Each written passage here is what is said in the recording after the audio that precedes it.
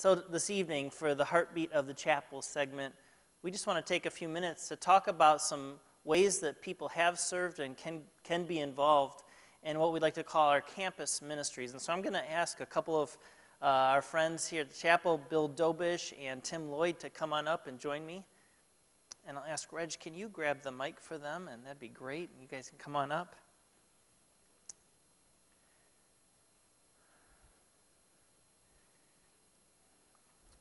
Awesome.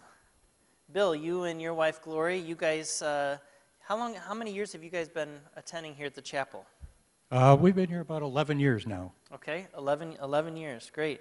And I know that you guys have been involved in several ministries. You've been involved in small groups. I know you've served in the teen ministry, working with students. But most recently, you've taken even on a staff role here at the chapel with campus ministries. Tell us a little bit of what are campus ministries? Well, campus ministries pretty much involves everything related to the building and the grounds itself. From the time you pull into the driveway, the landscaping that you see out there, the mowing of the grass outside, the flower beds and the landscaping around the building, and then the general maintenance of the building itself, whether from the outside, the lights in the parking lot, or the painting on the walls inside and the cleaning of the carpets or whatever and stuff. And it also involves setting up the rooms that all the various ministries utilize when you come into the building, so that when you walk in there, the right number of tables are there and chairs, and you feel comfortable just going into that room, and it's prepared for you and for the ministry leaders that lead those ministries. Awesome, Bill. How many years have you been now on staff working with campus ministries? Ooh, that's a tough one. I don't remember. A good I think it's about 6 years. Okay. I think. Yeah. Well, we're privileged to have them. Whenever everything is in its rightful place, it's in large part because of Bill, or because of the team of volunteers that really help make this place what it is. Why are campus ministries so important to the ministry of the chapel, of who we are and what we're about here? Well, the way I look at it is, the chapel, I mean, we're blessed to have this beautiful structure here. We really are truly blessed to have this. But with that blessing comes a responsibility to be good stewards of that building and keep it in good repair, keep it inviting and welcome for people to come in and come to grow here and come to know God and grow with God here. And I kind of look at it as the difference between a house and a home. The building here itself is just a house until people come inside, feel loved, feel cared about, feel comfortable, welcome, and safe. And that's what, I hope that our ministry people are doing, and with a little bit of help from us as setup guys or whatever, making it feel more like a home. Yeah. So if somebody was to be involved in some of the campus ministries, what are some of the gifts, abilities, passions that kind of person might have or need? We have guys who really, I think, basically have the gifts of either helps or service. Okay. Those are two probably the main gifts that we have.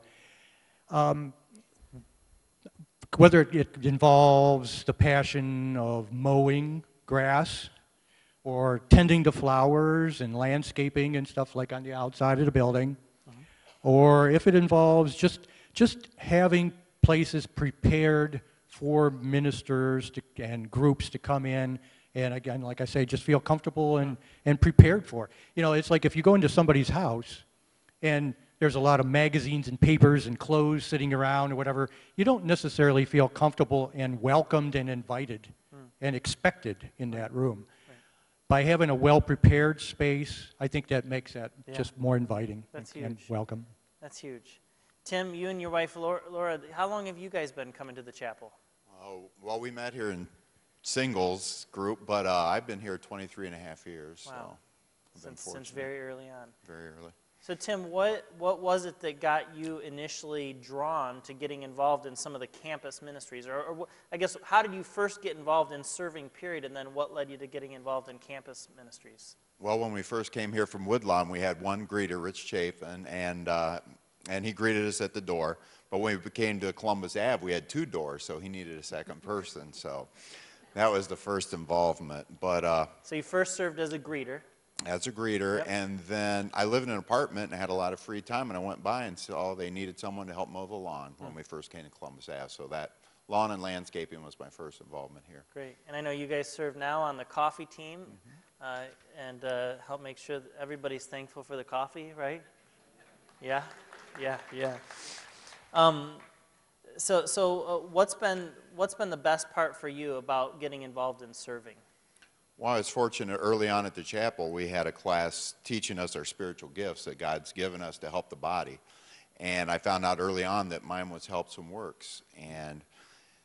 And by getting involved, I was able to feel fulfilled and to find my purpose, what God had me here to help serve the body doing. And that is just an incredible feeling.